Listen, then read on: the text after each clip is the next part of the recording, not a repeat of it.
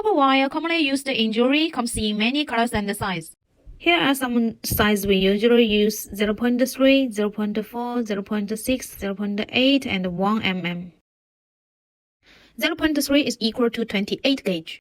It's very thin, so we normally use it to make some small charm, together with 2 mm beads. 0.4 is equal to 26 gauge, and the bangle you see, the thin wire, and the charm, the thin wire used for wrap, is 26 gauge. 0.6 is equal to 22 gauge.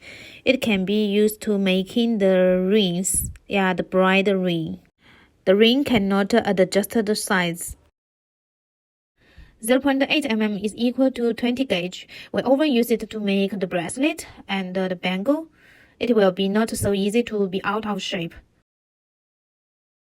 1 mm wire is equal to 18 gauge.